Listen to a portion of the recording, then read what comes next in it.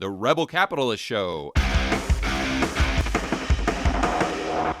One thing I want to dive into is kind of your views on what's going on with the macro landscape, with the economy, with the Fed. Just kind of download there. So kind of macro, how do you see the economy? How do you see the Fed? You talked about gold, you talked about miners, the value of holding hard assets. Give us your views there, and then we'll go down the kind of the self-improvement path. I think this was all planned. If you go all the way back to 1913 and, you read Creature of Jekyll Island and you look at the things that J.P. Morgan said, gold is money, everything else is credit. They have for a long time been trying to create this world that Klaus Schwab now speaks about. You'll own nothing and be happy. And the way that they did this was by creating a central banking system, which, it's a tenet of communism. And they've enslaved the whole world through a central banking system. It's, as your audience knows, they've killed 96% of the purchasing power of the dollar since that's happened. Right. And it's only getting worse. And I think it's convenient. There's a lot of outside distractions that distract people from what's happening. But it's a fraudulent system. It's counterfeiting. As Rick Rule, one of your favorites says, if you or I did it, we'd be in prison. And it's coming to a head. There's clearly a mass awakening going on. People are waking up to what's happening. I think the Reddit stuff's a good example of people realizing the system's broken. That's interesting you mentioned that, because my concern with what's going on with Wall Street bets and with the Reddit forum, I have several concerns, but probably mainly is that they're getting pissed off at Wall Street. They're getting pissed off at hedge funds. They're getting pissed off at all these banks that got bailed out in 2008. I totally get it, but their anger, in my opinion, is misplaced. Is it the hedge fund's fault, or is it the Fed's fault for setting up the incentive structure? And the politicians, is it their fault in the first place? It's very similar to, I remember back in, 2010 or 2011, when they were doing the Occupy Wall Street. Remember that? Yep. And I don't know if you saw the video, but Schiff went down there. Mm-hmm. And he started interviewing everyone, saying that he was, he's the 1%. So let's talk about this. And his whole point was, listen, your anger is misplaced. You're pissed off at Wall Street. I get it. You've got a right to be pissed off, but you shouldn't be protesting on Wall Street. You should be protesting on Pennsylvania Avenue. You should be protesting the government and their intervention. You should be protesting all these people that have destroyed the free market and created this environment where we're incentivizing people to take more and more and more risk. We're incentivizing the people on Wall Street. And now, of course, we're also incentivizing, and I would argue pushing and forcing people, the retail investor, to take on just wild risk. And is exactly what we're seeing right now with GameStop and AMC. And, who knows where this ends. And a lot of people think that what's going on with GameStop hurts Wall Street and these hedge funds, but it doesn't. It might hurt a couple of them, true.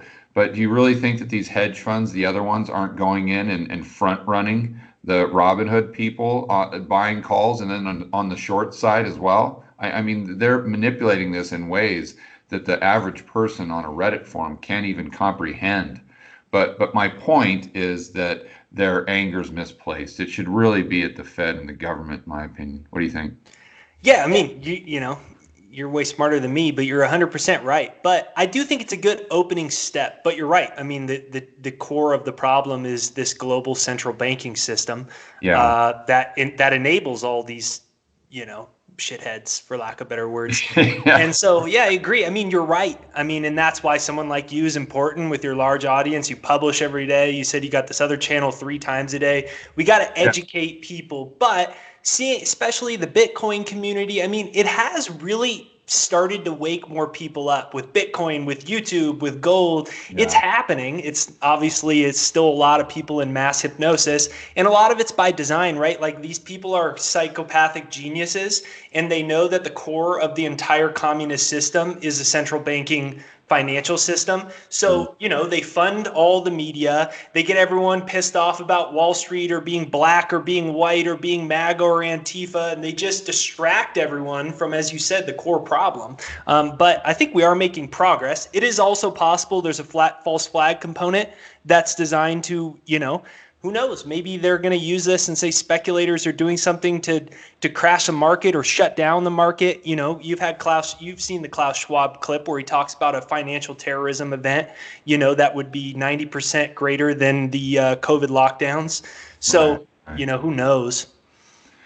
Yeah, talking about the Great Reset, I think that how I see that playing into what you're saying is, I think it's hard for people to just assume there's this group of bad guys out there that have immense amounts of collective power that just want to do nothing but bring world suffering and pain. But now, I'm not saying that that's not true, but I'm saying I think it's harder for people to grasp. But I think if they're able to see maybe another angle on it, and that maybe, and I'm not saying this is true, but just a different angle, let's look at all the variables. If we were to assume that their intentions are good, so the IMF, the World Economic Forum, some of these global elites, obviously some of them have nefarious intentions, but let's say some of them have good intentions, just assuming this to be true. If you look at what Marx said about communism, it was never a competing system, right? Communism, capitalism. He never saw it like that. He always saw you have feudalism, and then you have to have capitalism. You have to have it. And he was very complimentary of capitalists and how industrious they were. And so you have capitalism build on feudalism.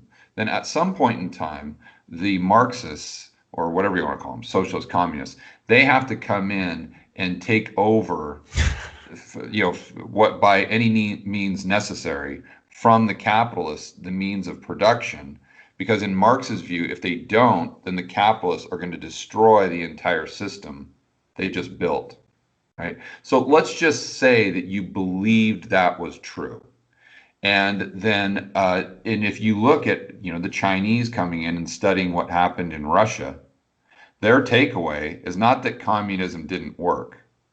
It's that they tried communism too early. They didn't allow capitalism to flourish into its latter stages, right? So my whole point here is that I think even if you're going to assume that their intentions are good, because that's an easier pill for you to swallow, you've got to understand that they're central planners, and at heart they're Marxists. And they're trying to take our world and the developed economies into a more Marxist state, because they think in their minds that is how we propel society forward. And I've talked to like Richard Wolff as an example, who would like to say he's a Marxist, but he kind of does that just to get people pissed off. But if you listen to him, I don't think he has any nefarious intention. I just think that's how he sees us being, moving to the next level of a society and bringing up the poor. So, and again, just to be super, super clear, I'm not saying that the World Economic Forum and the global elite are all these good guys that have hearts of gold and they're just kind of misplaced. I'm not saying that at all. I'm saying that if you have a hard time swallowing that they're all nefarious and James Bond villains, which I think they probably are, but then you've got to look at that other angle, and that the true Marxist would kind of pursue the central planning agenda and what they're laying out in the Great Reset agenda, because they just see it, not communism as being flawed, but now we're at the stage in capitalism, they call it end stage capitalism, where they need to take over. Sorry for such a long-winded rant there. I think you're right. I mean, of course, there's going to be a certain level of them that are psychopaths, but I don't think Bernie Sanders is a psychopath. Yeah, I just think he's right. fundamentally flawed on what he thinks the solution is. Yeah, right. I don't think Elizabeth Warren is a psychopath. So I agree with you. So, I mean, that's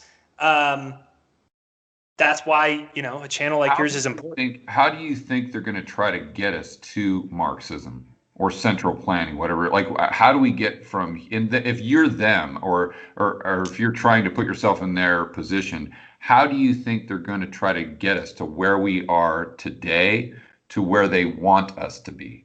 Okay, well, disclaimer. I mean, some of my views, are a little extreme, and I'm aware of that. But I mean, I think that what's happened so far are stages of it. The lockdown, okay. I mean, the lockdowns are a stage of it. All it really was a wealth transfer. If you keep bumping minimum wage, you're probably going to have more robots. The more people have been afraid of being sick, you've got more robots. I mean, if you really believe in a nefarious, Klaus Schwab said in that symposium, there will be a financial terrorist attack that will be 90% worse than COVID. That's what he said. Right. So if you take him at his word for that, well, what happens if you say what if the power grids get shut down? I mean, what if the power grid shut down or the financial system gets shut down? They say terrorists did it, and no one can access their portfolios or their bank accounts. Right. Those are the super nefarious angles. But I think even if that didn't happen, if you just keep on the road we're going down, I mean, people are getting, you see in the tweets, like when they said that they're only giving $1,400, like you had congresswomen and men writing 1,400 doesn't equal 2,000. Give us our 600. So it's happening even without a nefarious agenda. It's just a slower process, I think. Right. It's like a weird, twisted view of creative destruction. Yeah.